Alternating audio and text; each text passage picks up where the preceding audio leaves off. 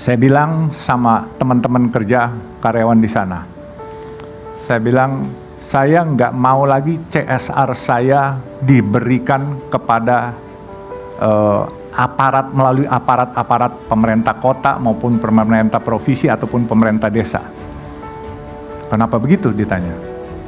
Saya bilang, warga banyak yang bicara mengadukan masalahnya kepada saya, bahwa sembako setiap tahun yang kita kirimkan, satu paket sembako isinya 10 item, sampai di tangan mereka maksimal 2 item, minimal 1 item. Jadi yang lain bocor di jalan. Nah, akhirnya saya bilang semua CSR dihentikan untuk yang begituan, tetapi gunakanlah, manfaatkan untuk bangun sesuatu di kolong jalan tol. Karena jalan tol kolongnya itu adalah milik pemerintah yang dipercayakan oleh swasta, yaitu kepada perusahaan kami Citra Marga Nusa Pala Persada. Nah, akhir kata CSR itu dibuatkan masjid. Masjid itu adalah di kolong tol di Papango, itu bekas daerah sangat kumuh di ibu kota. Saya pernah turun dari jalan tol, waktu itu belum ada jalan masuk, naik tangga dari pinggir jalan tol itu 2 tangga, jadi 12 meter itu panjangnya sampai ke bawah.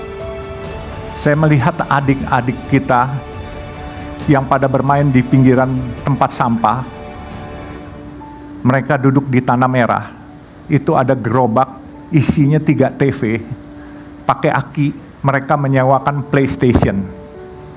PlayStation itu disewakan 1.000 perak sekali main, terus laler menggerubung. Lalu saya punya tekad, waktu itu saya baru jadi dirut, saya bilang, insya Allah saya akan bikin sesuatu yang bermanfaat di kolong tol. Dilalah Tuhan mungkin mendengar keinginan saya bikin masjid Baba Alun di Papango. Terus saya bikin gayanya yang Oriental look, Chinese look. Orang berpikir itu kelenteng, tetapi ternyata bukan kelenteng.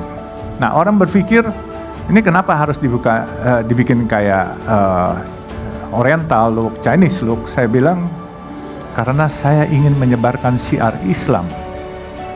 Saya punya kewajiban menyebarkan syiar Islam. Toh saya bilang nggak ada masalah kan, Chinese look dengan Timur Tengah look atau Taj Mahal look itu harusnya sama. Tetapi saya punya keinginan, setiap saya membuat sesuatu harus bisa bermanfaat, bukan hanya dari segi ibadah, tetapi dari segi ekonominya juga masuk. Karena saudara-saudara kita di kolong tol itu sangat termarginalkan. Rumah-rumah paling hanya baru 40% yang pakai keramik, lainnya mesti lantainya tanah merah. Nah, bekas tempat sampah di situ dulu jadi tempat ngumpulnya begal, bahkan ada prostitusi. Akhirnya dalam waktu 1 tahun saya bangun menjadi Masjid Baba Alun. Di situ ada masjid dengan lantai marmer, dengan pekarangannya pakai keramik, menjadi tujuan wisata religi. Dan alhamdulillah, singkat kata, sekarang sudah menjadi tempat wisata religi. Banyak dari Cina, dari Hadramaut, dari Afrika, semua banyak yang itikaf semua di masjid itu. Nah, selesai masalah masjid di situ, tahu-tahu saya mau bikin masjid yang kedua di Ancol. Mendadak saya lagi peletakan batu pertama, ada warga di situ berteriak, boleh nggak saya nyumbang? Saya bilang silakan, mau nyumbang apa aja boleh, mau bata, genteng, kirim aja. Tahu-tahu yang bersangkutan berteriak, saya sumbang semuanya boleh nggak? Kaget juga saya. Saya lihat orang, oh, saya bilang, rupanya konglomerat besar. Saya bilang, serius mau nyumbang? Iya, tapi gue mau semuanya katanya. Saya bilang, ongkosnya mahal nih, 1 miliar ke atas. Nggak ada masalah. Oke, saya bilang boleh.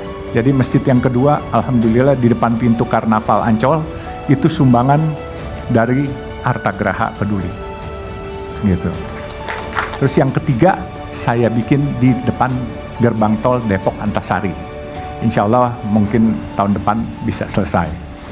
Jadi saya punya rencana, ya, mudah-mudahan Allah kasih berkat, kasih berkah, kasih sehat, umur panjang. Ya, saya punya mimpi bikin 1000 masjid yang Chinese look. Dan saya pesankan kepada anak saya punya mimpi bikin 1000 masjid yang Chinese look. Kalau saya dipanggil Tuhan, dia harus meneruskan. Kalau dia nanti juga dipanggil Tuhan, anaknya juga harus meneruskan. Jadi sampai 1000. Insya Allah itu bisa terbangun karena apa? Saya tahu kok, apa yang saya hasilkan dan apa yang saya miliki hari ini mungkin lebih dari cukup untuk itu. Dan saya kepengen tabungan itu bukan di dunia, tetapi tabungan itu di akhirat. Karena saya percaya bahwa kehidupan yang paling kekal bukan di dunia ini, tetapi kehidupan kekal nanti kalau kita sudah meninggal.